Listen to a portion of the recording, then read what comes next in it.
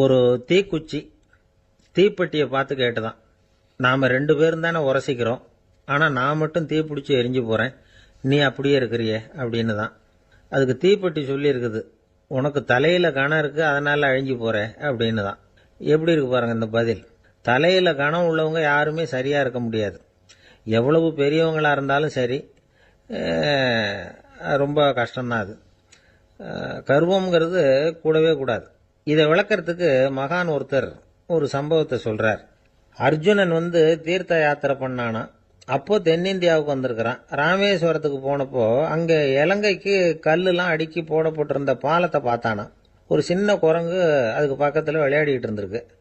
அதை பார்த்துட்டு அர்ஜுனன் சிரிச்சிருக்கான். ஏன் சிரிக்கிறேன்னு கேட்டிருக்கு அந்த குரங்கு. ராமன் மிகச்சிறந்த வில் வீரன். அப்படி இருக்கிறப்போ அவன் இலங்கைக்கு அம்புகளாலேயே ஒரு பாலம் கட்டியிருக்கலாம். அதை விட்டுட்டு போயும் உன்ன மாதிரி குரங்குகளை துணையா வச்சுக்கிட்டு இப்படி ஒரு கருங்கல் பாலத்தை கட்டியிருக்கிறானே அப்படின்னானா. அம்புகளால் பாலம் கட்ட முடியுமா அப்படின்னு கேட்டுதான் குரங்கு. ஏன் முடியாது, என்னால் முடியுமேன்னு இருக்கான் அர்ஜுனன். அம்பால பாலம் கட்டலாம், இருந்தாலும் என்ன மாதிரி குரங்குகள் ஏறி நடந்தா அது தாங்குமா? அதனால தான் ராமர் கருங்கல் பாலமே கட்டினார் அப்படின்னு குரங்கு சொல்லிச்சான். அப்படியே சொல்ற, நான் வேணும்னா இப்போ அம்புகளாலேயே ஒரு பாலத்தை கட்டுறேன், நீ அது மேலே ஏறி நடந்து பார்.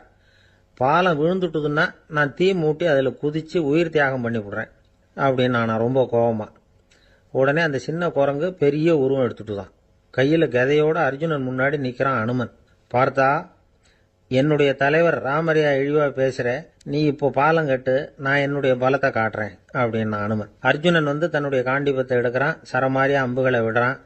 அதெல்லாம் ஒன்னோட ஒன்று கோத்துக்கிட்டு அப்படியே பாலம் மாதிரி நிற்கிது. அர்ஜுனன் தலை நிமிர்ந்து நின்னான். அனுமன் உயர கிளம்பி அங்கேருந்து பாலத்தில் பொத்துன்னு இறங்கினான். பாலம் அப்படியே நொறுங்கி போச்சு தூள் தூளா. என்ன அர்ஜுனா, இப்போ என்ன செய்ய போற அப்படின்னு நான் ஏளனமா. அர்ஜுனன் தலையை தொங்க போட்டுக்கிட்டான். சொன்னபடி தீ மூட்டி அதில் குதிக்கிறதுக்காக 3 தடவை சுற்றி வந்தான். அப்போ கிருஷ்ணர் அங்கே வந்தார். என்ன அர்ஜுனா, என்ன நடக்குது, என்ன இது அப்படின்னு ஒன்றும் தெரியாத மாதிரி கேட்டார். அர்ஜுனன் வாயை திறக்கிறதுக்கு முன்னாடி அனுமன் வாயை திறந்தான், நடந்ததை சொன்னான். அர்ஜுனன் சவால் விட்டபடி உயிர் திறந்தே ஆகணும்னா அனுமன். கிருஷ்ணர் யோசனை பண்ணார். நல்லது, இந்த சவால் விட்டதுக்கும் நடந்ததுக்கும் யார் சாட்சி? பெரிய ஒருத்தரை சாட்சியா வச்சுக்கிட்டல்லவா நீங்க இந்த போட்டியை நடத்தியிருக்கணும் அப்படின்னார். அதனால என்ன, இப்போ மறுபடியும் அந்த போட்டியை நடத்திவிட்டா போச்சு, என்னால் அந்த அம்பு பாலத்தை நொறுக்க முடியாதா அப்படின்னு அனுமன்.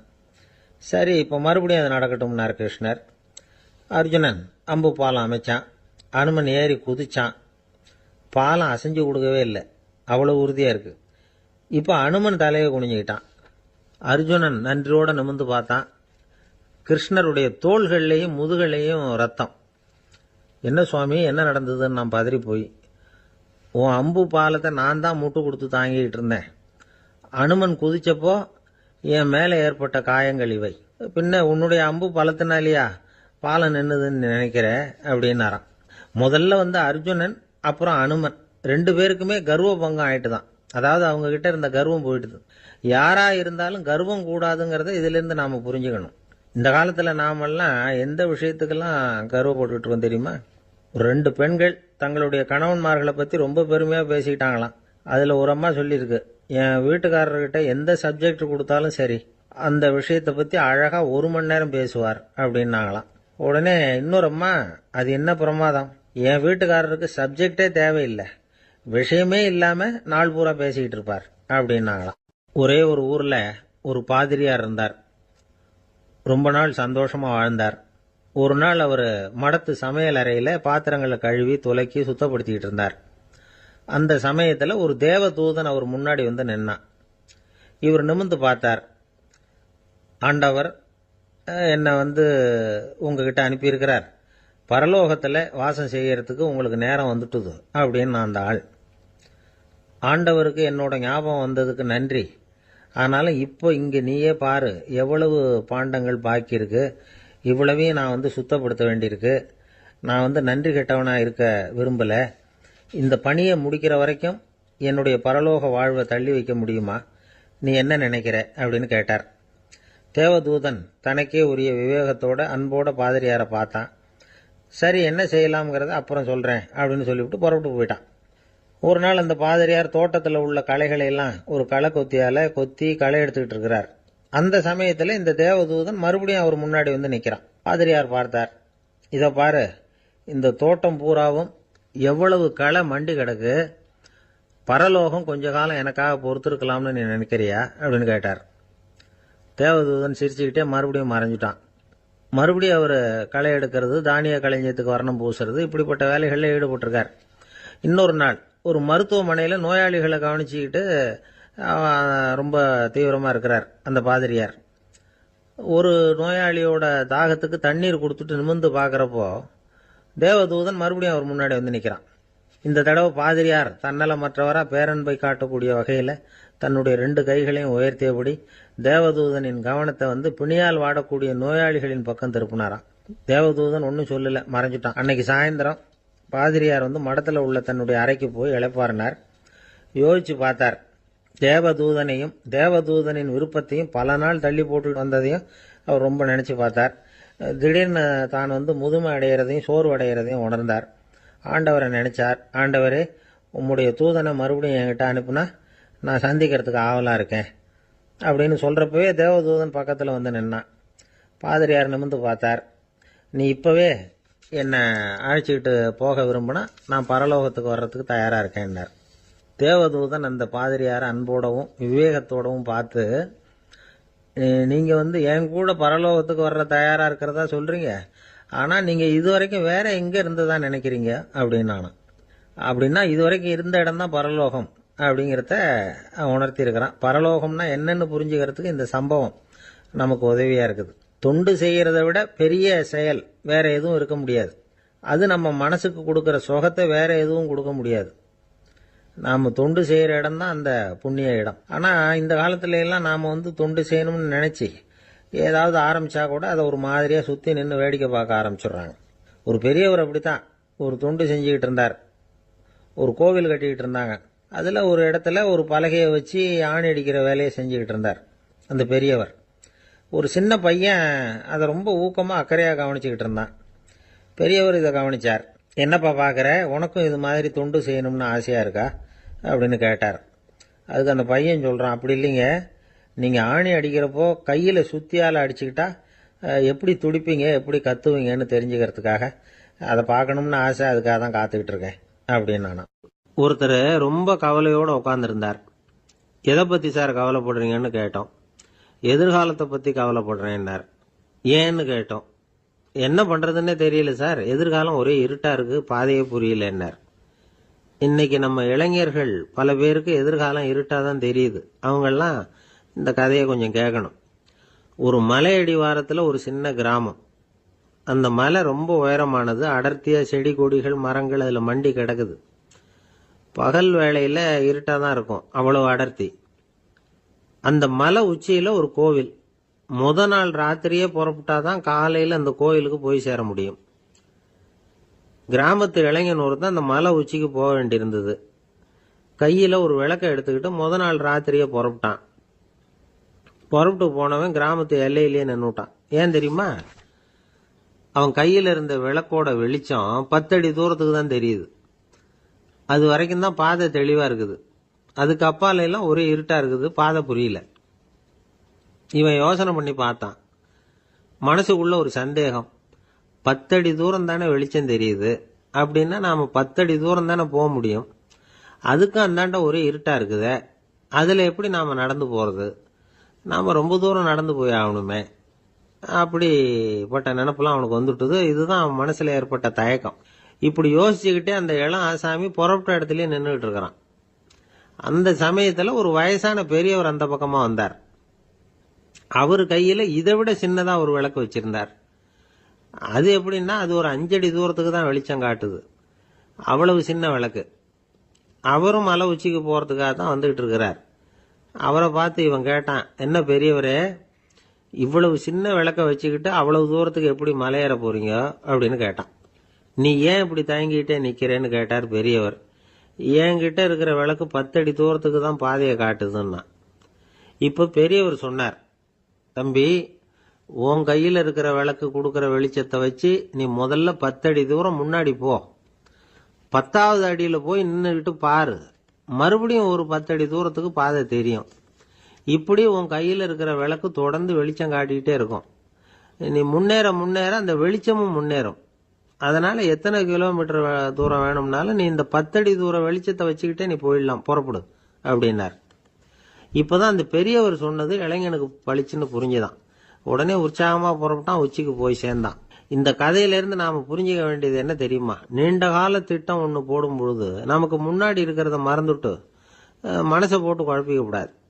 உங்க கையில என்ன இருக்கோ அதுலயே உங்க எதிர்காலம் மறைஞ்சிருக்குது. கண் முன்னாடி தெரியறத வச்சு ஆரம்பிங்க, போக போக வழி தானா புலப்படும் அப்படிங்கிறார் ஒரு பெரியவர். பெரிய பயணங்களை எல்லாம் இப்படிதான் நடத்த வேண்டியிருக்கும். ஒவ்வொரு அடியா எடுத்து வச்சா ஓடி போய் சேர்ந்து விடலாம். மலைச்சு போய் நின்றுட்டா நின்றுகிட்டே இருக்க வேண்டியதுதான். நம்ம ஆள்லாம் ரொம்ப மோசமான இருக்கிறாங்க. ஒருத்தன் அப்படித்தான் நீண்ட தூர பிரயாணம் ஒன்று புறப்பட்டான். ரயில் போய்கிட்டே இருந்தது. கொஞ்ச தூரம் போச்சு, பாதி வழியில கையில வச்சிருந்த டிக்கெட்டை காத்துல விட்டுட்டான். ஐயோ, என் டிக்கெட்டு போயிட்டுதே அப்படின்னு கத்த ஆரம்பிச்சுட்டான். பக்கத்துல இருந்த பெரியவர் அவனை பார்த்து பரிதாபப்பட்டு, கவலைப்படாத தம்பி, போனா போகுது, வேற டிக்கெட் வாங்கிக்கலாம் அப்படின்னு ஆறுதல் சொன்னார். அதுக்கு அவன் சொல்றான், சார், நான் அதுக்காக அழல, அந்த டிக்கெட்டு கிடைச்சாதானே நான் எந்த ஊருக்கு போகணுங்கிறது எனக்கு தெரியும் அப்படிங்கிறான். ஒரு குரு, இளம் சீடர்கள் எதிரில் உட்காந்துருக்கிறாங்க. குரு பாடம் நடத்திக்கிட்டு இருக்கிறார்.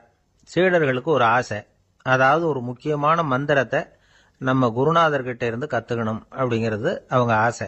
அது என்ன மந்திரம்னா, இறந்தவரை உயிர்ப்பிக்கக்கூடிய புனித மந்திரம். அதாவது செத்தவங்களுக்கு மீண்டும் உயிர் உண்டாக்குகிற மந்திரம். குருவே, தயவு பண்ணி அந்த மந்திரத்தை எங்களுக்கு உபதேசிக்கணும் அப்படின்னு கேட்டாங்க. அது ரொம்ப ஆபத்தானது, அது என்னத்துக்கு உங்களுக்கு வேண்டாமேன்னாராம் குரு. எங்களுடைய நம்பிக்கை உறுதிப்படுறதுக்காகத்தான் கேட்குறோம், வேற ஒன்றும் இல்லை அப்படின்னு நாங்களாம் சீடர்கள். பக்குவப்படாத அறிவுங்கிறது ரொம்ப ஆபத்தானது அப்படின்னாராம் குரு. இது சீடர்களுக்கு புரியல. அது எப்படிங்க பக்குவப்படாத அறிவு ஆபத்தானதுன்னு சொல்றீங்க, அப்படின்னா என்ன அப்படின்னு கேட்டிருக்காங்க சீடர்கள். குரு அதுக்கு விளக்கம் கொடுத்தாராம். அந்த மந்திரத்தை எப்போ பயன்படுத்தணுங்கிறது முக்கியம். அதை அறியக்கூடிய ஞானம் ஏற்படுகிற வரைக்கும் அதை தெரிஞ்சுக்காம இருக்கிறது தான் நல்லது, இல்லைன்னா ஆபத்துன்னாராம். ஆனா அந்த சீடர்கள் அதை கேட்குற மாதிரி இல்லை, ரொம்ப பிடிவாதம் பண்ண ஆரம்பிச்சுட்டாங்க. சரி வாங்க சொல்றேன்னார் குரு. எல்லாரும் வந்தாங்க. அந்த புனித மந்திரத்தை அவங்களுக்கு ரகசியமா உபதேசம் பண்ணார். உபதேசம் பண்ணிவிட்டு அவங்களுக்கு எச்சரிக்கையும் கொடுத்தார். இந்த மந்திரத்தை நல்லா ஆராய்ச்சி பார்த்ததுக்கு அப்புறம் தான் உச்சரிக்கணும், அவசரப்பட்டு எதுவும் செஞ்சிடக்கூடாது அப்படின்னு ஒரு தடவைக்கு பல தடவை எச்சரிக்கை கொடுத்தார். சரின்னு சொல்லிவிட்டு அவங்கெல்லாம் மந்திரத்தை கற்றுக்கிட்டு எழுந்திரிச்சு போயிட்டாங்க. ஒரு நாள் அந்த சீடர்கள் எல்லாம் மணற்பாங்கான இடத்துல அப்படியே நடந்து போயிட்டு இருக்கிறாங்க. ஒரு பாலைவன பகுதி மாதிரி ஒரு இடம். அங்க ஒரு இடத்துல எலும்புகள் குவியலா கிடந்தது. உடனே இந்த சீடர்கள் முன்ன பின்ன யோசிக்காம, தியானமும் பண்ணாம, அந்த மந்திரத்தோட பயனை சோதிச்சு பார்க்கணும் அப்படின்னு நினைச்சுக்கிட்டு அந்த மந்திரத்தை உச்சரிக்க ஆரம்பிச்சிட்டாங்க. அவ்வளவுதான். உடனே என்னாச்சு தெரியுமா? அந்த எலும்புகள் எல்லாம் ஓநாய்களா மாறி அவங்கள துரத்த ஆரம்பிச்சுட்டுது. சீடர்கள் எல்லாம் தலைதெறிக்க ஓட ஆரம்பிச்சுட்டாங்க. ஓநாய்களும் விடல, அவங்கள துரத்தி பிடிச்சி கடிச்சு கொதற ஆரம்பிச்சுட்டுது. அப்பதான் அந்த சீடர்களுக்கு குரு சொன்ன அறிவுரையோட அர்த்தம் புரிஞ்சுது. பக்குவப்படாத அறிவு ஆபத்தானது அப்படிங்கிறது. அதனால இதுல இருந்து நாம தெரிஞ்சுக்க வேண்டியது என்னன்னா, நாம நம்ம அறிவை வளர்த்துக்கிட்டா மட்டும் போதாது, அந்த அறிவை எப்போ எப்படி பயன்படுத்தணும் அப்படிங்கிற பக்குவமும் நமக்கு வரணும். அப்பதான் வாழ்க்கை நல்லபடியா அமையும், இல்லைன்னா இடைஞ்சல் தான். இந்த காலத்துல சில சின்ன பிள்ளைங்களுக்கே அறிவு ரொம்ப பக்குவப்பட்டிருக்குங்கிறத உணர முடியுது. ஒரு சின்ன பையன் பள்ளிக்கூடத்தில் மார்க் லிஸ்ட் கொடுத்தாங்க, வாங்கிக்கிட்டு அவசரமா வீட்டுக்கு ஓடினான். எதிரில் வந்த ஒருத்தர் கேட்டார், என்ன அவசரம், ஏன் இப்படி வேகமா ஓடுறேன்னார். எங்க அம்மா கிட்ட அடி வாங்கணும், அதுக்காக தான் ஓடுறேன்னா. அடி வாங்கறதுக்கா இவ்வளவு அவசரம்னார் அவரு. அப்படி இல்லைங்க, நான் போறதுக்குள்ள எங்க அப்பா வீட்டுக்கு வந்துட்டாருன்னா அவர்கிட்ட அடி வாங்க வேண்டியிருக்கும், அதை அவாய்ட் பண்றதுக்காக இப்படி ஓடுறேன் அப்படின்னு நானா அந்த பையன். ஒரு ஊர்ல ஒரு ஞானி இருக்கிறார், ரொம்ப பெரிய ஞானி, ரொம்ப வயசாயிட்டுது. கடைசி காலத்துல அவர்கிட்ட சில பேர் வந்தாங்க. உங்க குரு யார் அப்படின்னு கேட்டாங்க. அவர் நிமிர்ந்து பார்த்தார். எனக்கு ஆயிரக்கணக்கான குருமார்கள் உண்டு, அவங்க பேரெல்லாம் சொல்லணும்னா இந்த காலம் பத்தாது, ஆனா முக்கியமான ஒரு 3 பேரை பத்தி மட்டும் உங்களுக்கு சொல்றேன் அப்படின்னாராம். அப்புறம் சொன்னார், அந்த 3 பேர்ல ஒருத்தன் ஒரு திருடன். ஒரு சமயம் ஒரு பாலைவனம் வழியா நான் போய்கிட்டு இருந்தேன். அப்போ வழி தவறி போய் ஒரு கிராமத்துக்கு போயிட்டேன். அது இருட்டு நேரம். நடுராத்திரி, ஊரே உறங்கி போச்சு. அந்த நேரத்தில் ஒரு ஆள் மட்டும் ஒரு வீட்டு சுவத்தில் ஏதோ பண்ணி உள்ளே நுழையறதுக்கு முயற்சி பண்ணிட்டு இருக்கிறான். அவங்கிட்ட போய் நான் இன்னைக்கு இங்கே எங்கே தங்க முடியும் அப்படின்னு கேட்டேன். அதுக்கு அவன், இந்த ராத்திரி வேளையில் அது ரொம்ப சிரமம், ஒரு திருடனோட உங்களால் தங்க முடியும்னா நீங்கள் என்னோட தங்கலாம் அப்படின்னா. நான் அவங்க கூட 1 மாதம் தங்கியிருந்தேன். ஒவ்வொரு நாள் ராத்திரியும் இப்போ நான் என்னுடைய வேலைக்கு போகிறேன், நீங்கள் ஓய்வு எடுத்துக்கோங்க அப்படின்னு சொல்லிவிட்டு போவான். அவன் திரும்பி வந்த உடனே உனக்கு ஏதாவது கிடைச்சிதான்னு நான் கேட்பேன். அதுக்கு அவன், இன்னைக்கு ராத்திரி ஒன்றும் இல்லை, நாளைக்கு மறுபடியும் முயற்சி பண்ணுவேன் அப்படின்பா. எப்பவும் அவன் நம்பிக்கை இழந்ததே கிடையாது, எப்பவும் சந்தோஷமாகவே இருப்பான். நானும் ரொம்ப காலமாக தியானம் பண்ணிக்கிட்டே இருந்தேன், ஒன்றுமே நடக்கலை. ஆனால் நான் என்ன பண்ணேன் தெரியுமா, மனசு வருத்தப்படும், நம்பிக்கை இழந்துருவேன். அப்போல்லாம் அந்த திருடனுடைய விடாமுயற்சி தான் ஞாபகத்துக்கு வரும். அதனால் அந்த திருடன் எனக்கு ஒரு குரு. என்னுடைய 2வது குரு யாருன்னா அது ஒரு நாய். இது எப்படின்னா, ஒரு சமயம் எனக்கு ரொம்ப தாகமாக இருந்தது. ஒரு நதியை நோக்கி போய்கிட்டு இருந்தேன். அப்போ ஒரு நாயும் வந்தது. அதுக்கும் தாகம். ஓடி வந்து ஆற்றை பார்த்தது. அதோட நிழல் வந்து ஆற்றுல தெரிஞ்சது. அதை பார்த்ததும் பயந்துட்டுது. அதாவது அது தன்னுடைய சொந்த உருவத்தையே கண்டு பயந்தது. அதை பார்த்து குறைக்குது, திரும்பி ஓடிச்சு. ஆனால் அதுக்கு தாகம் அதிகமாக இருந்ததுனால அது மறுபடியும் திரும்பி வந்தது. பார்த்தா மறுபடியும் தண்ணியில் நாயோட உருவம் தெரியுது. இப்படி சில தடவை பண்ணிச்சு. இருந்தாலும் கடைசியில் தண்ணியில் குதிச்சுட்டுது துணிஞ்சி. இப்படி குதித்த உடனே அதோட உருவமும் மறைஞ்சுட்டுது. இதை பார்த்தேன். நான் என்ன புரிஞ்சுக்கிட்டேன்னா, எவ்வளவுதான் பயம் இருந்தால் கூட ஒருத்தன் தைரியமாக காரியத்தில் இறங்கணும் அப்படிங்கிறத புரிஞ்சுக்கிட்டேன். இந்த போதனை அந்த நாய்கிட்ட இருந்து எனக்கு கிடைச்சிது. இது ஒன்று. அடுத்தது என்னுடைய 3வது குரு யாருன்னா அது ஒரு சின்ன குழந்தை. நான் ஒரு சமயம் ஒரு நகரத்துக்கு போனேன். அங்கே ஒரு குழந்தை எரிகிற மெழுகுவத்தி ஒன்று எடுத்துக்கிட்டு வந்தது. நான் அந்த குழந்தைய பார்த்து வேடிக்கையாக கேட்டேன், ஏன் பாப்பா, இந்த மெழுகுவத்தியை நீயாவே கொளுத்துனியா அப்படின்னு கேட்டேன். ஆமான்னுது அந்த குழந்தை. சரி, இந்த மெழுகுவத்தி முன்னாடி எரியாமல் இருந்தது, இப்போ எரியுது. இந்த மெழுகுவத்திக்கு வெளிச்சம் எங்கேருந்து வந்தது, அதை எனக்கு காட்ட முடியுமா அப்படின்னு கேட்டேன் அந்த குழந்தைகிட்ட. இதுக்கு அந்த குழந்தை சிரிச்சுக்கிட்டு அந்த மெழுகுவத்தியை ஊதி அணைச்சுட்டுது. அதுக்கப்புறம் என்னை பார்த்து கேட்டுது, இப்போ இந்த மெழுகுவத்தியின் வெளிச்சம் போனதை பார்த்தீங்க இல்லையா, அது எங்கே போச்சுன்னு எனக்கு சொல்லுங்க அப்படின்னுது. அந்த குழந்தை இப்படி கேட்டதும் என்கிட்ட இருந்த ஆணவம் அழிஞ்சுட்டுது. நான் படித்ததெல்லாம் அந்த வினாடியில் சுக்கு நூறாக போயிட்டுது. என்னுடைய முட்டாள்தனத்தை நான் உணர்ந்தேன் அப்படின்னு இவ்வளவும் அந்த ஞானி விவரமாக சொன்னாராம். அதனால் நாம் இன்னார்கிட்டே இருந்து தான் இதை கற்றுக்கணுங்கிறது இல்லை, யாருக்கிட்டே இருந்தும் எதையும் கற்றுக்கலாம்.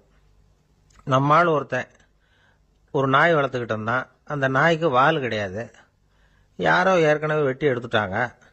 இந்த நாய் தான் சார் எனக்கு குரு, அதுகிட்டே இருந்து கூட நான் பாடம் கற்றுக்கிட்டு இருக்கிறேன் அப்படின்னா.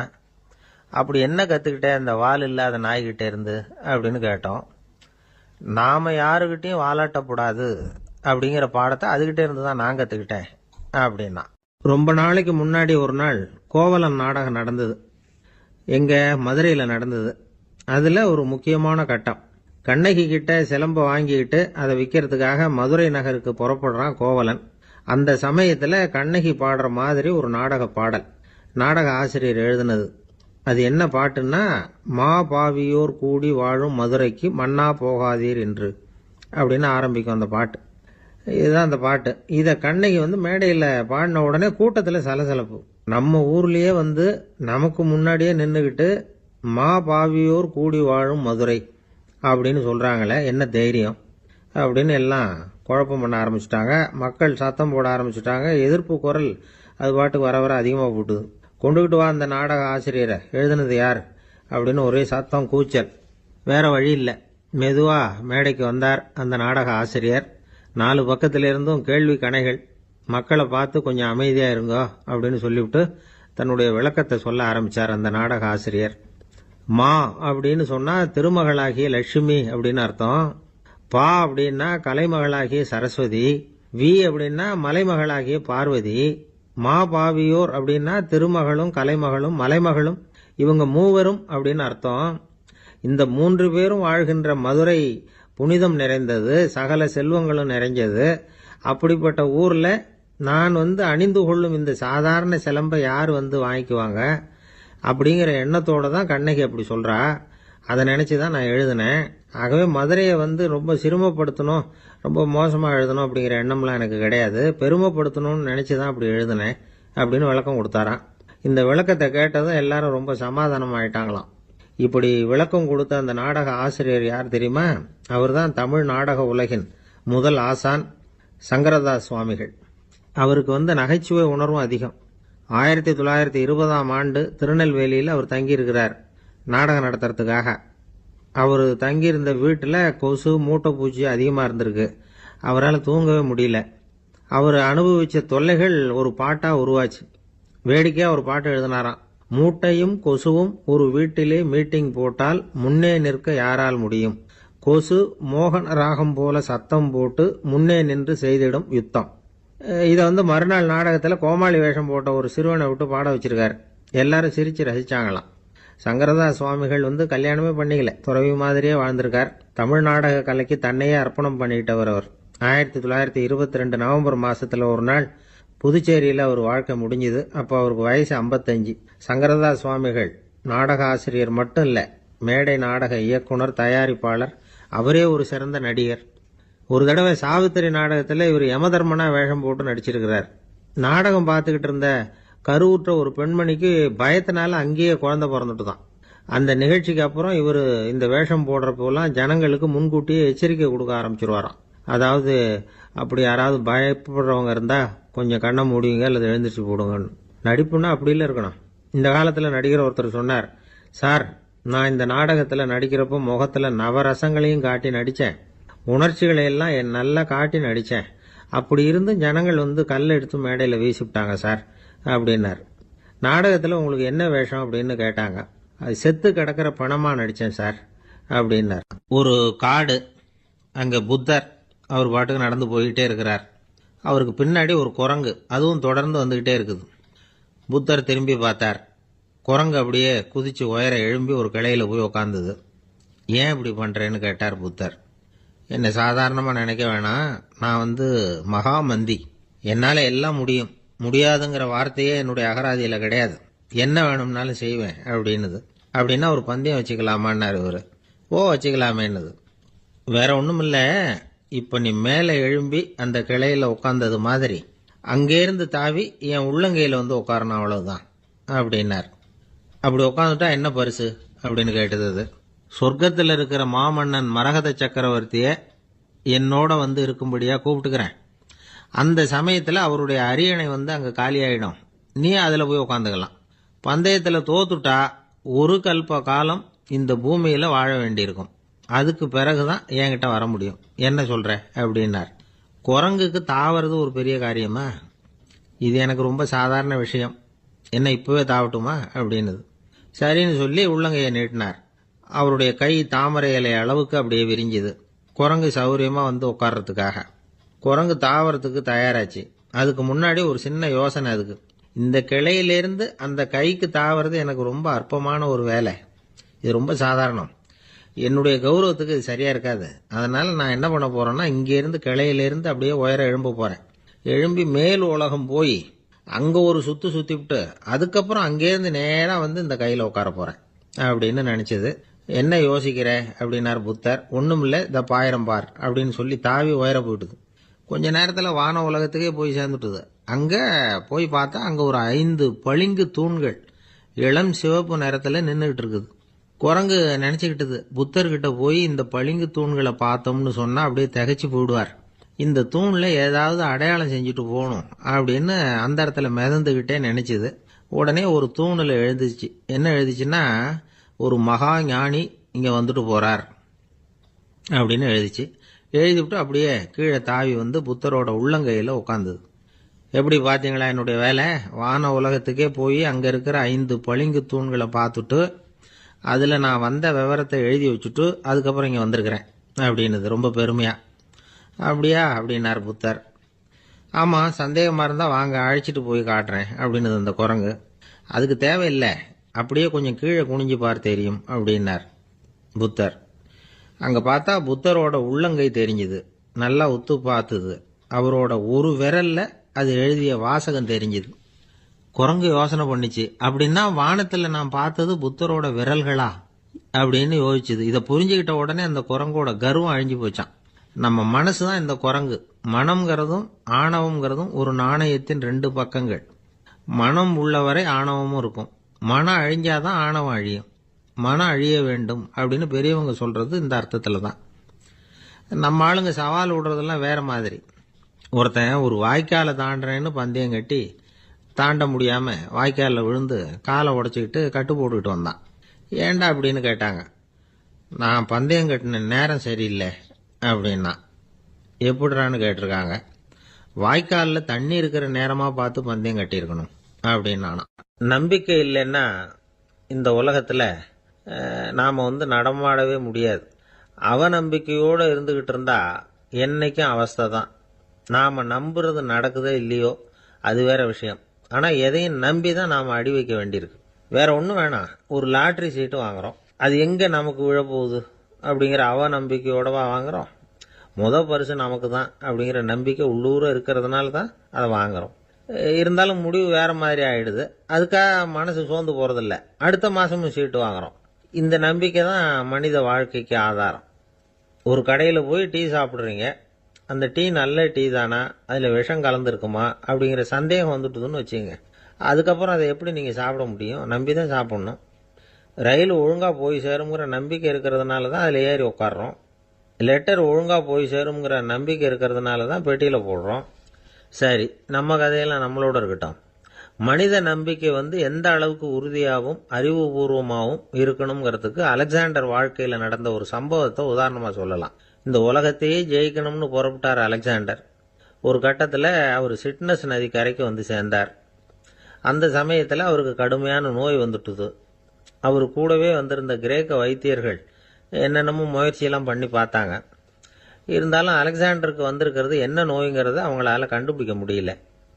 ஏன்னா அந்த பகுதியில் உள்ளவங்களுக்கு மட்டுமே அதிகமாக வரக்கூடிய ஒரு வினோதமான நோயாக இருந்தது அது. ஆனால் அவர் இருக்கிற இடம் எதிரியோட இடம். பாரசீக மன்னனோட ஆளுகைக்கு உட்பட்ட இடம். என்ன பண்ணுறது அப்படின்னு எல்லாரும் யோசனை பண்ணாங்க. பாரசீக மன்னனோட அரண்மனையில் இருக்கிற வைத்தியர் வந்தால் இந்த நோயை குணப்படுத்தி விடுவார் அப்படின்னு சொன்னாங்க. இருந்தாலும் எதிரியோட நாட்டில் இருக்கிற வைத்தியரை கூப்பிட்டு எப்படி நம்பி வைத்தியம் பார்க்க சொல்கிறது அப்படின்னு சொல்லி எல்லாரும் தயங்கினாங்க. ஆனால் அலெக்சாண்டர் தயங்கலை. பரவாயில்ல, அழைச்சிட்டு வாங்கன்னு விட்டார். உடனே அவரை போய் அழைச்சிட்டு வந்துட்டாங்க. அவர் வந்தார். அலெக்சாண்டர் உடம்பை பரிசோதனை பண்ணி பார்த்தார். சரி, இதை குணப்படுத்தி விடலாம், பயப்பட வேண்டியதில்லை. ஆனால் இதுக்கு ஒரு மூலிகை ரசம் தயார் பண்ணி கொடுக்கணும். நான் போய் அதை தயார் பண்ணிட்டு 2 நாளில் திரும்பி வந்துடுறேன் அப்படின்னு சொல்லிவிட்டு போனார் அந்த வைத்தியர். அதே மாதிரி 2 நாளில் திரும்பி வந்தார் மூலிகை ரசத்தோட. இதுக்கு இடையில அலெக்சாண்டரோட தளபதிகளில் ஒருத்தர் ரகசியமாக ஒரு எச்சரிக்கை கடிதம் கொடுத்து அனுப்பியிருக்கிறான். அதை வாங்கி என்ன விஷயம்னு பார்த்தார்.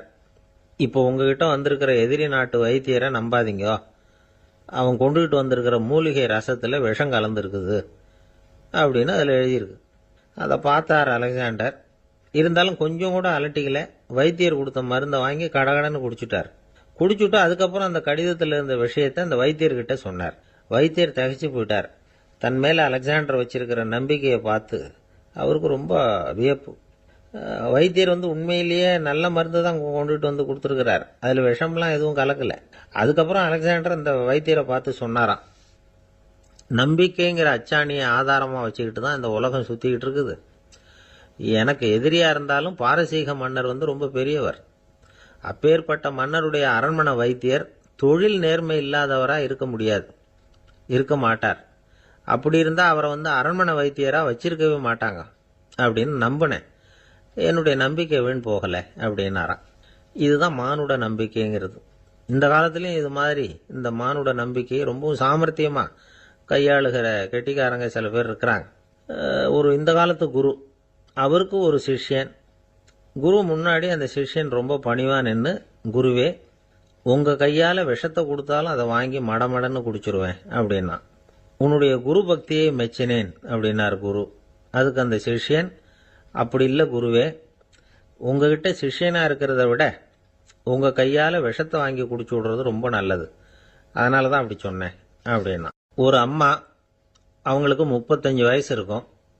குடும்பத்தில் எந்த கஷ்டமும் இல்லை, இருந்தாலும் காரணம் இல்லாமல் பிள்ளைங்க பேரில் கோவப்படுறது, எரிஞ்சு விழுறது அவங்க வழக்கம். பிள்ளைங்க அழும், உடனே அவங்க மனசும் சங்கடப்படும். இன்னொரு அம்மா நல்ல வேலையில் இருக்கிறவங்க, வாரத்துக்கு ஒரு தடவையாவது தலைவலி வந்துடும். இவங்களுக்கெல்லாம் உடம்புல எந்த கோளாறும் இல்லை, மனசு மட்டும் சரியா இருக்காது. தூக்க மாத்திரை கையில் வச்சிருப்பாங்க. 30-35 வயசுடைய பெண்களுக்கு சர்வசாதாரணமாக காணப்படுகிற மனக்கோளாறு இது. இதுக்கு பேர் மனவாட்டம், டிப்ரெஷன், மனமடிவு அப்படின்னு சொல்லலாம். இந்த நோய்க்கு அறிகுறி என்ன தெரியுமா? மனசுல வருத்தமான உணர்வு இருக்கும், அடிக்கடி அழலாம் போல தோணும். முன்னால எல்லாம் எந்தெந்த செயல்ல ஆர்வம் இருந்ததோ அதெல்லாம் குறைஞ்சிரும், அல்லது சுத்தமாகவே ஆர்வம் இல்லாமல் போயிடும். சில பெண்கள் இளம் வயசுல பக்கத்தில் இருக்கிறவங்க கிட்ட கலகலப்பாக பேசுவாங்க, வீட்டை அலங்கரிக்கிறதுல ஆர்வம் இருக்கும். இப்போ அதுல எல்லாம் ஆர்வம் இல்லாமல் போயிடும். எந்த வேலை செஞ்சாலும் சீக்கிரம் களைப்பு அடைஞ்சுடுறது மாதிரி ஆயிடும். நமக்கு யாருமே உதவியா இல்லை, நம்ம எல்லாரும் கை விட்டுட்டாங்க போல இருக்குதே அப்படிங்கிற உணர்வுலாம் உண்டாகும். தன்னைத்தானே குறை சொல்லிக்குவாங்க, நாம் தப்பு பண்ணிவிட்டோம் போல இருக்குதே அப்படின்னு தோணும். குற்றம் பண்ணிட்டதா நினச்சி கஷ்டப்படுவாங்க. பசி இருக்காது, தூக்கத்தில் தொந்தரவு இருக்கும், அடிக்கடி செத்து போடலாங்கிற உணர்வு வரும், தற்கொலை பண்ணிக்கலாங்கிற எண்ணம் உண்டாகும். சில பேர் தற்கொலை முயற்சியில் கூட ஈடுபடுவாங்க. சில பேருக்கு பலவிதமான உடல் வலிகள் இருக்கும், பலவீனம் இருக்கும், சீக்கிரமாக களைப்படைஞ்சு போடுவாங்க. இதெல்லாம் மனவாட்ட நோய்க்கான தன்மைகள். இந்த மனவாட்டம், அதாவது டிப்ரெஷனை 2 வகையாக பிரிக்கலாமா. ஒன்று தானாக உண்டாக்கிக்கிறது, இன்னொன்று எதிர் விளைவை உண்டு பண்ணுகிற அல்லது நரம்பு சம்பந்தப்பட்ட டிப்ரெஷன். தானாக உண்டாக்கிக்கிற மனவாட்ட நோய் இருக்கு பாருங்க, அதுக்கு ஏதாவது சூழ்நிலை காரணமாக இருக்கலாம், அல்லது இல்லாமலும் போகலாம். மூளையில் டொபாமைன் அல்லது செரட்டோனின் இதோட அளவு குறையும் பொழுது இந்த டிப்ரெஷன் உண்டாகுது. இதுக்கு ஓரளவு பிறவி காரணங்கள் கூட இருக்கலாம், குடும்பத்தில் வேற சிலருக்கும் வரலாம். பாதிக்கப்பட்ட பெண்ணை பார்க்கறதுக்கு பலவீனமாக தெரியும், கடுமையான குற்ற உணர்வு இருக்கும், தனியாக இருக்கிறதுக்கு ஆசைப்படுவாங்க, நடுராத்திரியில் எழுந்திரிச்சு உட்காந்து கஷ்டப்பட்டுக்கிட்டு இருப்பாங்க, கொடூரமான முறையில் தற்கொலை பண்ணிக்க முயற்சி பண்ணுவாங்க, தீ வச்சுக்கிறது, அமிலத்தை குடிக்கிறது, தூக்கில் தொங்குறது. இப்படி தானாக வரவழைச்சிக்கிற மனவாட்ட நோய் மறையக்கூடிய நோய். ஒரு தடவை வந்தால் 3லேருந்து 6 மாதம் வரைக்கும் நீடிக்கும். இடைப்பட்ட காலங்களில் நோயாளி இயல்பாக இருப்பார்.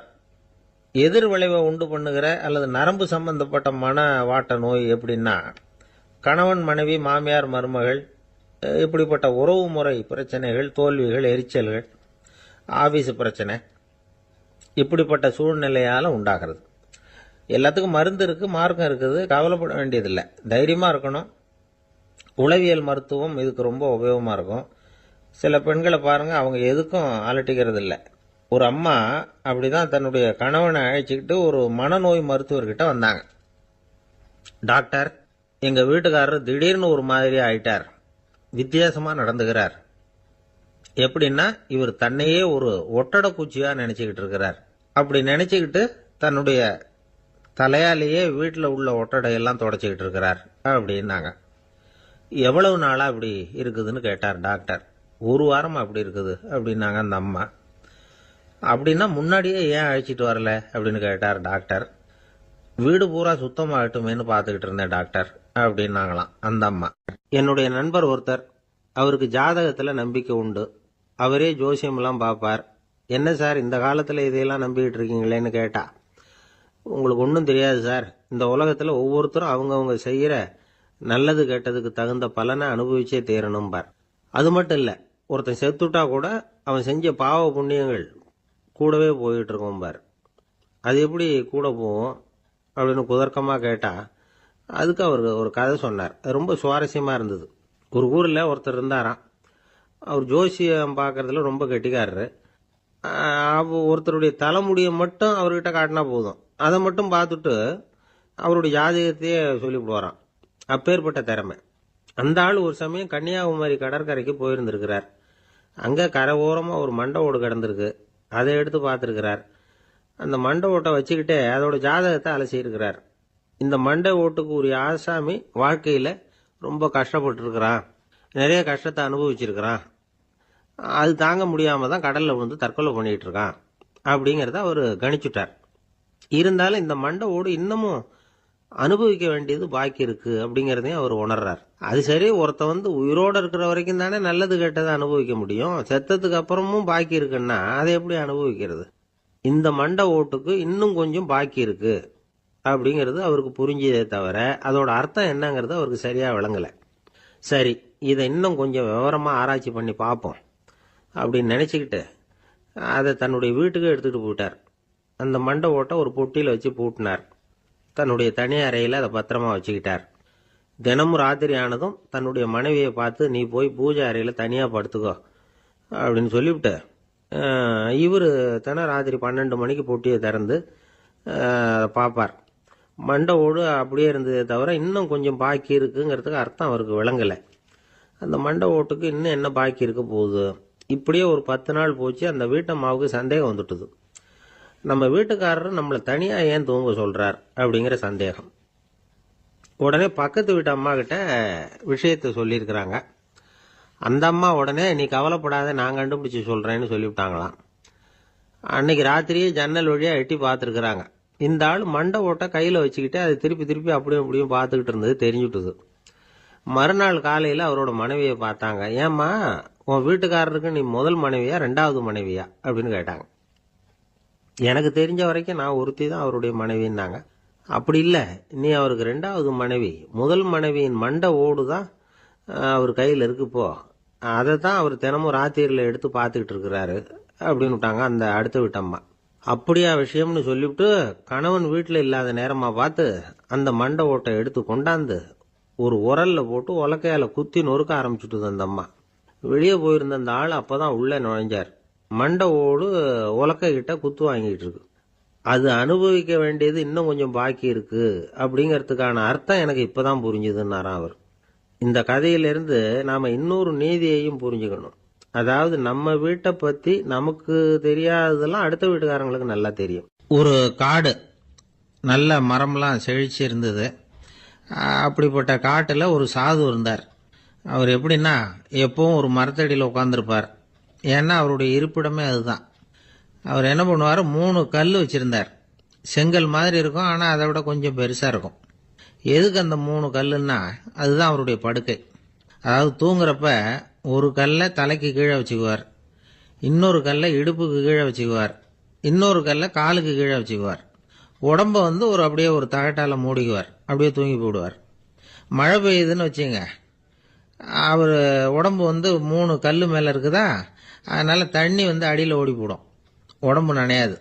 மேலே தகடு இருக்கிறதுனால மழையும் உடம்புல படாது. அவர் தூக்கமும் கெடாது, நிம்மதியாக தூங்குவார். பகலில் அந்த 3 கல்லையும் ஒரு சேர ஒரு அடுப்பு மாதிரி வச்சு அது மேலே உட்காந்துக்குவார். அதனால் பாம்பு பூச்சி எதுவும் அவரை தொந்தரவு பண்ணுறதில்ல. அது பாட்டுக்கு நகர்ந்து போயிடும். அவர் பாட்டுக்கு நிம்மதியாக இருப்பார். யாராவது எதையாவது கொண்டுகிட்டு கொடுத்தா அதை வாங்கி சாப்பிடுவார், அவ்வளவுதான். ஒரு நாள் அந்த நாட்டு அரசன் காட்டுக்கு வேட்டையாட வந்தான். அந்த வழியாக வந்தப்போ இந்த சாது படுத்திருக்கிறத பார்த்தான், பரிதாபப்பட்டான். ஐயோ பாவம், இவர் இப்படி இந்த கல் மேலே உடம்ப வச்சுக்கிட்டு தூங்குறாரு, என்ன பாடுபடுவார். இவரை நாம் அரண்மனைக்கு அழைச்சிட்டு போய் சுகமாக நிம்மதியாக இருக்கிறதுக்கு வழி செஞ்சு கொடுப்போம், அது ரொம்ப நல்லாயிருக்கும் அப்படின்னு நினச்சான். அப்படி நினச்சிக்கிட்டே அரண்மனைக்கு வந்துட்டான். அதுக்கப்புறம் ஒரு பல்லக்கையும் 2 சேவகர்களையும் காட்டுக்கு அனுப்பி அந்த சாதுவை மெதுவாக இங்கே அழைச்சிட்டு வந்துடுங்க அப்படின்னு சொல்லி அனுப்பி வச்சான். இவங்க போய் அவர்கிட்ட விவரத்தை சொன்னாங்க. எனக்கு என்னத்துக்கு அரண்மனை வாசம் அப்படின்னார். இருந்தாலும் மன்னர் உத்தரவு, நீங்கள் அவசியம் வரணும் அப்படின்னாங்க இவங்க. சரின்னு சொல்லிவிட்டு வேற வழி இல்லாமல் புறப்பட்டார். புறப்படும் பொழுது என்ன பண்ணாருன்னா, மறக்காமல் அந்த 3 கல் ஒரு தகடு அதையும் எடுத்து பல்லக்கில் வச்சுக்கிட்டார். என்னத்துக்கு இதையெல்லாம் எடுத்து வைக்கிறாரு அப்படின்னு சொல்லி அவங்க யோசனை பண்ணாங்க. இருந்தாலும் அதை பற்றி ஒன்றும் கேட்கல. பேசாமல் அவரை அழைச்சிட்டு போய் அரண்மனையில் விட்டுட்டாங்க. அரசன் ஓடி வந்தான், வரவேற்றான், அறுசுவை உணவு படைச்சான். அவர் படுக்கிறதுக்கு தங்க கட்டில், பட்டு மெத்தை, இப்படி எல்லாம் ஏற்பாடு பண்ணி வச்சான். இங்கே படுத்து ஓய்வு எடுத்துங்க அப்படின்னு சொல்லிவிட்டு அவன் பாட்டு போயிட்டான். மறுநாள் காலையில் பார்க்குறான், சாது படுத்திருக்கிறார். எப்படி தெரியுமா, அந்த பட்டு மெத்தை மேலே 3 கல்லையும் வச்சு வழக்கம் போலவே அது மேலே படுத்திருக்கிறார். அதுக்கு மேலே தகடு. அரசன் பார்த்துட்டு அதிர்ச்சி ஆயிட்டான். என்ன சுவாமி இப்படி அப்படின்னா, சாது சொன்னார், எனக்கு தேவையும் இல்லை குறையும் இல்லை, எல்லா இடத்துலையும் எனக்கு ஒரே மகிழ்ச்சி தான் அப்படின்னார்.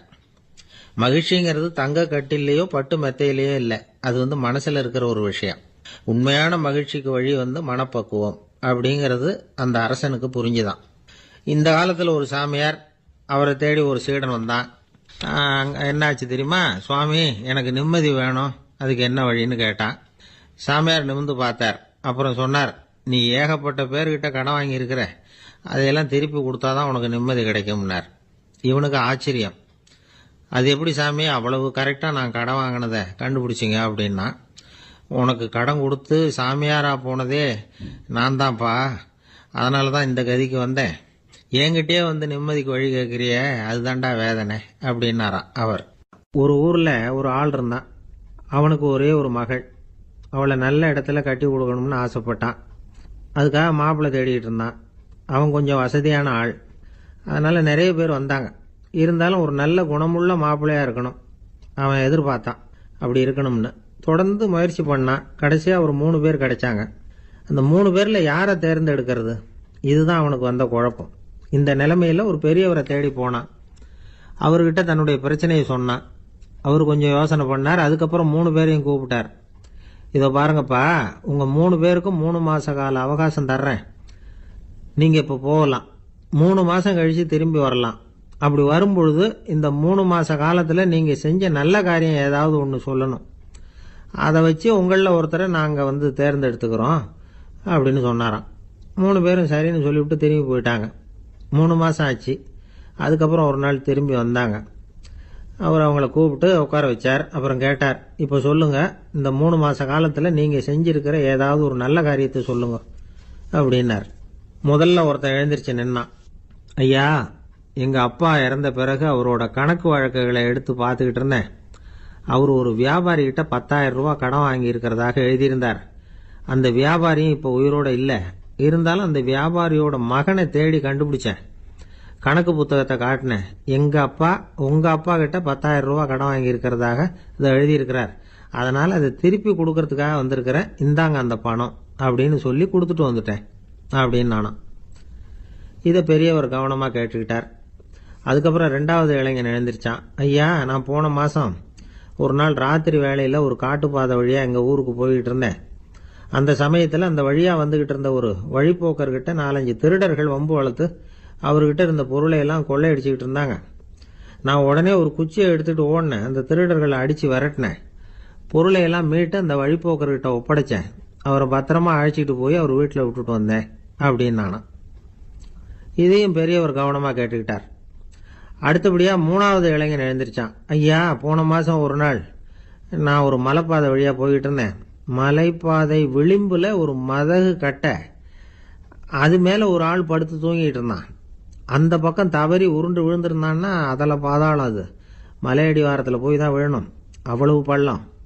அது தெரியாமல் அவன் பாட்டுக்கு தூங்கிட்டு இருந்தான். நான் உடனே அவன்கிட்ட ஓடி போய் குனிஞ்சு அவன் முகத்தை பார்த்தேன். அப்போ தான் புரிஞ்சுது, அவன் ஏற்கனவே எனக்கு தெரியும். அவனை எனக்கு நிறைய கெடுதல் பண்ணியிருக்கிறான், இடைஞ்சல் கொடுத்தவன். இருந்தாலும் ஐயோ பாவம்னு நினச்சி அவனை எழுப்பி பாதுகாப்பாக வேற ஒரு இடத்துல படுக்க வச்சுட்டு வந்தேன் அப்படின்னு நானா. பெரியவர் இதையும் கேட்டுக்கிட்டார். அதுக்கப்புறம் அவங்க 3 பேரையும் பார்த்து, நீங்கள் போகலாம், நாங்கள் யோசித்து முடிவு பண்ணி உங்களுக்கு சொல்லி அனுப்புகிறோம் அப்படின்னாராம். அந்த இளைஞர்கள் புறப்பட்டு போயிட்டாங்க. அதுக்கப்புறம் அந்த பெண்ணோட அப்பாவை பார்த்து சொன்னார், இந்த 3 பேருமே நல்ல பிள்ளைங்க தான், அதில் ஒன்றும் சந்தேகம் இல்லை. இருந்தாலும் இந்த 3 பேர் செஞ்ச செயல்களையும் ஒப்பிட்டு பார்க்க வேண்டியிருக்கு. முதல் இளைஞன் நேர்மைக்கு எடுத்துக்காட்டாக விளங்குறான். இந்த காலத்தில் இது மாதிரி இளைஞர்களை பார்க்கறது ரொம்ப கஷ்டம்தான். இருந்தாலும் அவன் கடமையை தான் செஞ்சான். 2வது இளைஞன் நல்ல வீரன், தைரியசாலி. ஒரு வீரன் எதை செய்யணுமோ அதைத்தான் இவன் செஞ்சான். இவன் ஒரு லட்சிய மனிதன்.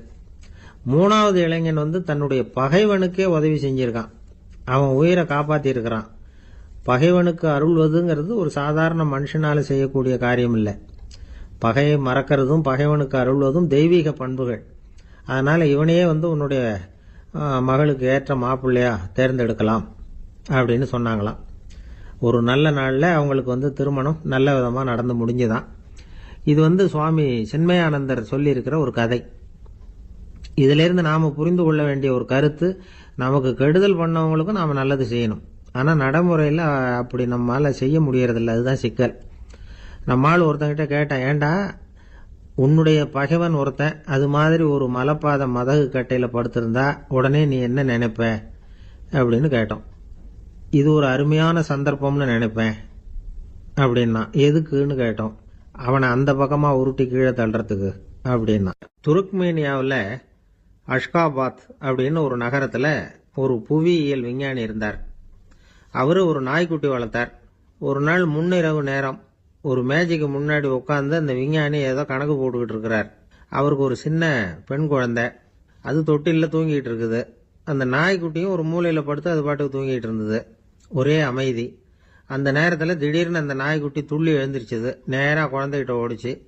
அந்த குழந்தைய அது போட்டிருந்த ட்ரெஸ்ஸோடு சேர்த்து கவ்வி தூக்குச்சு.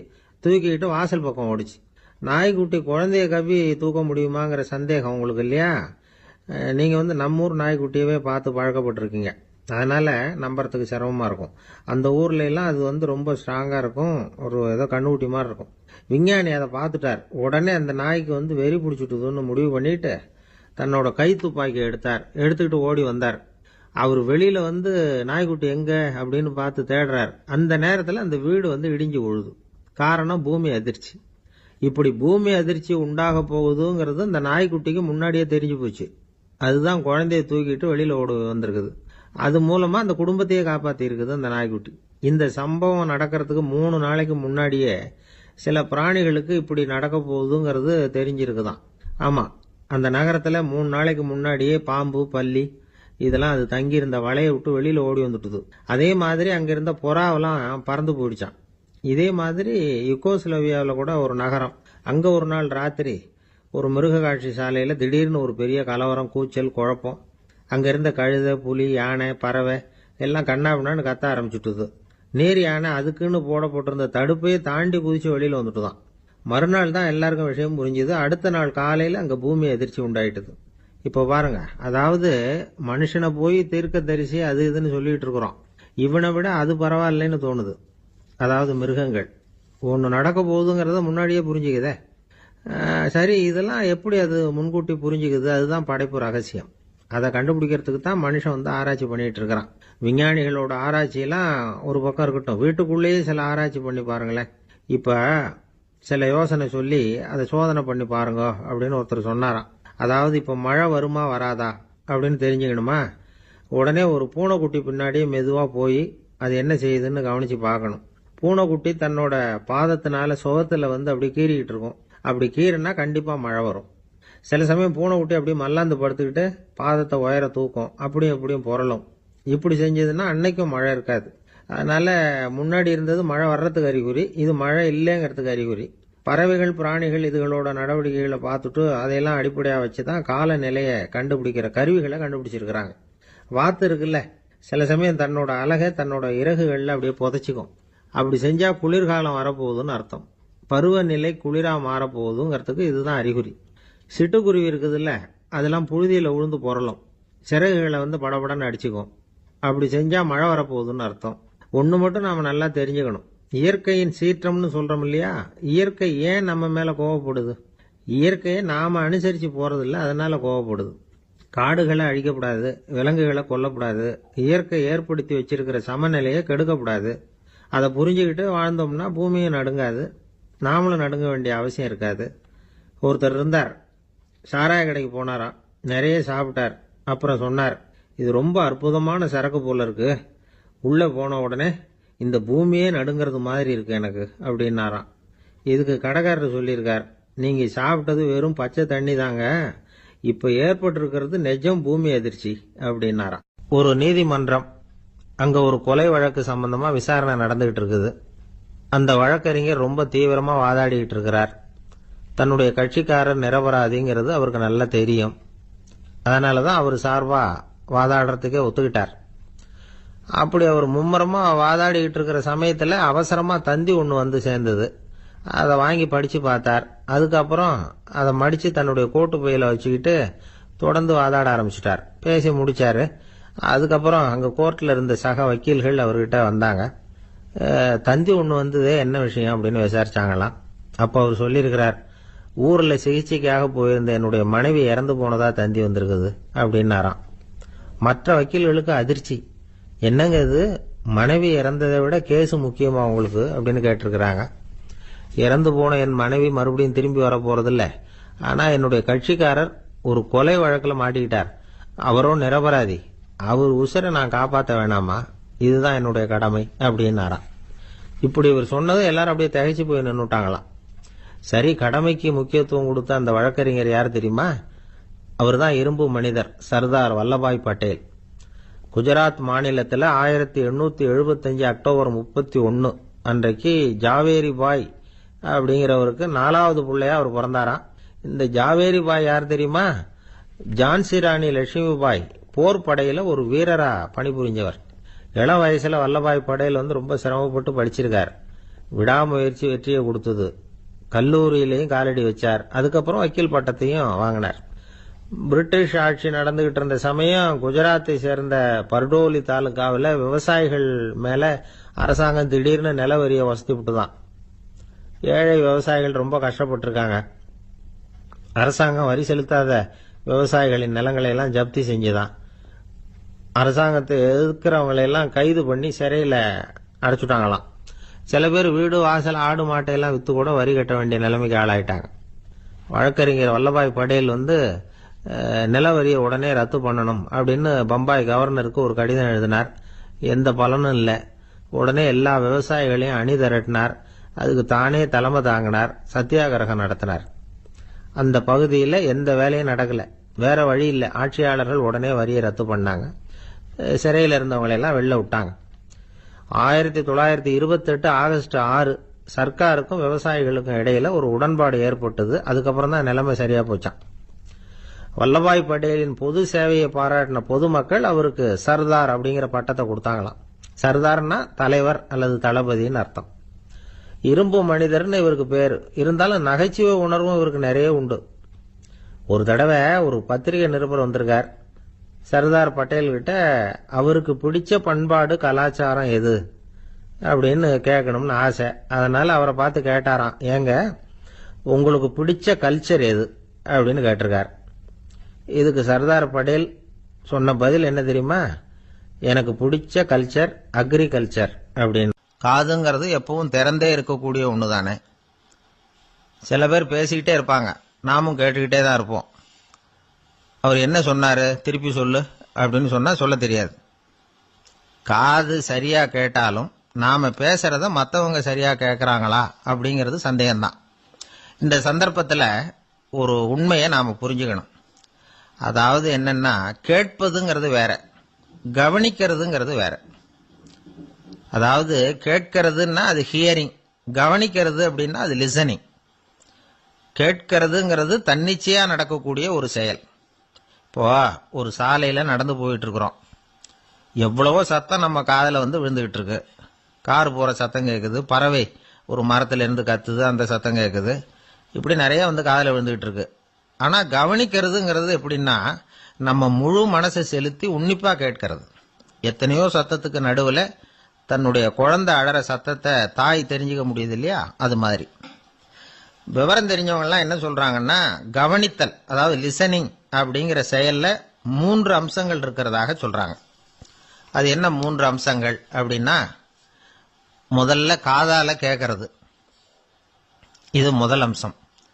ரெண்டாவது என்னன்னா கேட்டதை புரிஞ்சுக்கிறது. மூணாவது என்னன்னா என்ன புரிஞ்சுக்கிட்டோம்ங்கிறத தெரிவிக்கிறது, ஃபீட்பேக் அப்படின்னு சொல்றமே. அது ஒரு ஆசிரியர் வகுப்புல பாடம் நடத்திக்கிட்டு இருக்கிறார். வெறுமனே கேட்கிற குழந்தை ஒரு காதால வாங்கி இன்னொரு காதால விட்டுடும். அதாவது கேட்கிற குழந்தை அப்படி செய்யும். ஆனா கவனிக்கிற குழந்தை கேட்டதை புரிஞ்சுக்கும். என்ன புரிஞ்சுக்கிட்டேன்னு கேட்டா பதில் சொல்லும். இதுதான் கேட்கறதுக்கும் கவனிக்கிறதுக்கும் உள்ள வித்தியாசம். ஒரு புள்ளி விவர கணக்கு என்ன சொல்லுது தெரியுமா? ஒரு மனிதன் எழுதுறது மூலமா 6% அறிவை பெருக்கிக்கிறானா, எழுதுறது மூலமா. படிக்கிறது மூலமா 19% அறிவை பெருக்கிக்கிறானா. பேசுறது மூலமா 30% அறிவை பெருக்கிக் கொள்ளுகிறான் அப்படின்னு சொல்றாங்க. ஆனா பாருங்க, கவனிக்கிறது மூலமா 45% அறிவை பெருக்கிக் கொள்ளுகிறான் அப்படிங்கிறது புள்ளி விவரம். அதனால கற்றலின் கேட்டல் நன்று அப்படின்னு சொல்றாங்க இல்லையா, அது இதுதான். அதனால கவனிக்கிறது மூலமா அதிக அறிவை நாம பெருக்கிக் கொள்ள முடியும். கேள்வி ஞானம் தான் ரொம்ப சிறந்தது அப்படிங்கிறார் வள்ளுவர். அதாவது கவனிச்சு கேட்கணும், அதுதான் முக்கியம். மற்றவங்க சொல்றத நல்லா கவனிக்க முடியாதபடிக்கு நாமே சில தடைகளை ஏற்படுத்திக்கிறோம், அல்லது நம்ம அறியாமலே அப்படி ஒரு தடை உண்டாயிடுது. அந்த தடைகளை தாண்டணும் அல்லது தகர்த்து எறியணும் அப்படிங்கிறது பெரியவர்கள் சொல்லுகிற யோசனை. அது என்ன தடைகள் அப்படின்னா, நமக்கு தெரியாத இவர் என்ன சொல்லிட போறார் அப்படிங்கிற நினைப்பு, இது ஒரு தடை. சொல்லி முடிக்கிறதுக்கு முன்னாடியே குறுக்க பேசுறது, மனசு அங்கேயும் இங்கேயும் அலையிறது, இதெல்லாம் தான் தடைகள். ஆசிரியர் பாடம் நடத்துறார் அப்படின்னா மாணவர்கள் அக்கறையா கவனிக்கணும், அப்பதான் பரீட்சையில பாஸ் ஆக முடியும். வீட்டுக்குள்ள கணவன் சொல்றத மனைவி கவனிச்சு கேட்கணும், மனைவி சொல்றத கணவன் கவனிச்சு கேட்கணும், இல்லைன்னா குழப்பமாயிடும். ஒரு அம்மா கோயிலுக்கு போனாங்க, சேலையில ஒரு முடிச்சு போட்டிருந்தாங்க. எதுக்கு சேலையில முடிச்சு போட்டு வச்சிருக்கிறீங்க அப்படின்னு கேட்டாங்க. எங்க வீட்டுக்காரர் ஒரு கடிதத்தை மறக்காம தபால் போட்டியில போட்டுணும்னு சொன்னார், ஞாபகத்துக்காக முடிச்சு போட்டு வச்சிருக்கிறேன் அப்படின்னாங்க. கடிதத்தை பெட்டியில போட்டுட்டீங்களா அப்படின்னு கேட்டாங்க. அது எப்படிங்க முடியும், அவர் கடிதத்தை என்கிட்ட கொடுக்க மறந்துட்டாரே அப்படின்னாங்களாம். அதனால மறக்கப்படாதுன்னு நினைச்சுக்கிட்டே மறந்து விடுறது, இப்படி ஒரு வாழ்க்கை. அதனால வாழ்க்கையில நமக்கு இருக்கிறது செவிச்செல்வம் ரொம்ப முக்கியமானது. நிறைய கேட்கணும், சொல்றதை விட கேட்கணும், கேட்கறத விட முக்கியம் கவனிக்கிறது. அப்படி கவனிக்கிறது மூலமா நம்முடைய வாழ்க்கையில வெற்றி பெறணும். ஆளை கண்டா ஏன் இப்படி முகத்தை திருப்பிக்கிட்டு வர்றீங்க அப்படின்னு கேட்டார் ஒருத்தர் நண்பர்கிட்ட. எலெக்ஷன்ல அவன் எதிர்த்து நின்னவன் சார், என்ன அவங்ககிட்ட நமக்கு என்ன பேச்சுவார்த்தை அப்படின்னாராம் ரொம்ப கோபமா இவர். சரி, அந்த ஆள் யாருன்னு கேட்டேன். என் கூட பிறந்த தம்பி தான் சார் அப்படின்னார், அந்த கோபம் குறையாமல். அதாவது நம்ம ஊர் நிலவரம் இப்படி, அதாவது அண்ணனும் தம்பியும் எதிர்த்து நிற்பாங்க தேர்தல்ல, ஒருத்தர் கண்டா பேசிக்கிறது இல்லை. ஆனா இங்கிலாந்துல எப்படி தெரியுமா, அங்க ஒரே மேடையில போட்டி போடுற 2 வேட்பாளர்களும் பேசுவாங்களாம், பட்டிமன்றம் மாதிரி. ஒருத்தர் முதல்ல எழுந்திருப்பார், நான் இந்த தேர்தலில் வெற்றி பெற்றால் என்னென்ன செய்வேன் அப்படின்னு சொல்லிவிட்டு உட்காருவார். அதுக்கப்புறம் அடுத்தவர் எழுந்திருப்பார், அவர் சொல்லுவார், நான் வெற்றி பெற்றா இந்த மக்களுக்கு என்னென்ன செய்வேன், இந்த நாட்டுக்கு என்னென்ன செய்வேன் அப்படிங்கறத சொல்லிவிட்டு உட்காருவார். 2 பேரும் ஒரே மேடையில பேசுவாங்க, மக்கள் 2 பேர் பேச்சையும் கேட்டுக்கிட்டு ஒரு முடிவுக்கு வருவாங்க. இதுதான் அங்க உள்ள பழக்கம். இங்க அப்படி இல்லை, இங்க ஒருத்தர் பார்த்தாவே முகத்தை திருப்பிக்கிறது. ஒரு தடவை இது மாதிரி ஒரு கூட்டம் நடந்துகிட்டு இருக்கு, அங்க வெளிநாட்டுல தான். நேரத்துக்கு சரியா ஒரு வேட்பாளர் வந்து சேரல, இது இங்கிலாந்துல நடந்த நிகழ்ச்சி. அப்புறம் என்ன ஆச்சுன்னா, ஒருத்தர் வந்துட்டாரு, இன்னொருத்தர் வந்து சேரல. அப்புறம் உடனே அந்த ஒருத்தர் வந்தவர் பேச ஆரம்பிச்சிட்டார். அதாவது அந்த இன்னொருத்தர் சார்பாவே பேசிட்டாராம். அதாவது அவர் வரல, நான் அவரு சார்பா நான் பேசிடுறேன், அதாவது அவர் ஜெயிச்சுட்டா அவர் என்னென்ன செய்வார் இந்த நாட்டுக்கு அப்படின்னு சொல்லி அவர் பக்கத்துல உள்ள நியாயத்தை எடுத்து இவரே சொல்லிட்டாராம். இப்படிலாம் அங்க நடந்துதான். இது எப்பேற்பட்ட தேர்தல் பண்பாடு பாருங்க. அதனால இன்னொரு விஷயம், இப்ப இங்கிலாந்துல எல்லாம் ஓட்டு கேட்கறப்ப வெற்றியா தோல்வியாங்கிறத ஓரளவுக்கு யூகிச்சுடலாமா.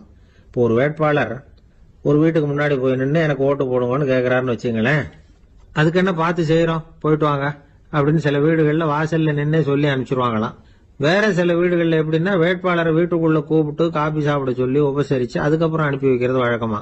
இதுல எந்த வீட்டு ஓட்டு நிச்சயம் தெரியுமா, வாசல்ல நின்னே வழி அனுப்பி வச்சுடுறாங்க பாருங்க, அவங்க ஓட்டு நிச்சயம். உள்ள கூப்பிட்டு காப்பி கொடுத்து அனுப்புறாங்க பாருங்க, அவங்க ஓட்டு நிச்சயம் இல்லையா. சரி, அப்புறம் ஏன் அந்த உபசரிப்பு அப்படின்னு கேட்டா அதுக்கு ஒரு காரணத்தை சொல்றாங்க. அதாவது அது ஒரு அனுதாபத்தை தெரிவிக்கிற முறையா. ஐயோ பாவம், நாம இவருக்கு ஓட்டு தான் போட போறதில்ல, இதையாவது செய்வோம், காப்பியாவது சாப்பிட்டு போகட்டும் அப்படிங்கிற எண்ணமா. இப்படி அந்த ஒரு பழக்கம். ஆக அந்த ஊர்ல நிறைய காப்பி சாப்பிடணும்னு ஒருத்தர் ஆசைப்பட்டா தேர்தலில் தோத்து போறதுக்கு தயாரா இருக்கணும். ஒரு சமயம் ஒரு ஊர்ல தேர்தல் நடந்துதான். ஒரு தொகுதியில நின்று தோத்து போன ஒருத்தர் கையில ஒரு துப்பாக்கியோட ஊருக்குள்ள சுத்திக்கிட்டு இருந்தாராம். ஒரு போலீஸ்காரர் அவரை பார்த்துட்டு சந்தேகப்பட்டிருக்கார். அதனால அவரை தடுத்து நிறுத்தி, என்ன இது துப்பாக்கியோட சுத்துறீங்களேன்னு விசாரிச்சிருக்கார். இதுக்கு அவர் சொன்னாராம், சார் இந்த தொகுதியில மொத்தம் 1,00,000 வாக்காளர்கள், அதுல எனக்கு 10,000 பேர் மட்டும்தான் எனக்கு ஓட்டு போட்டிருக்கிறாங்க.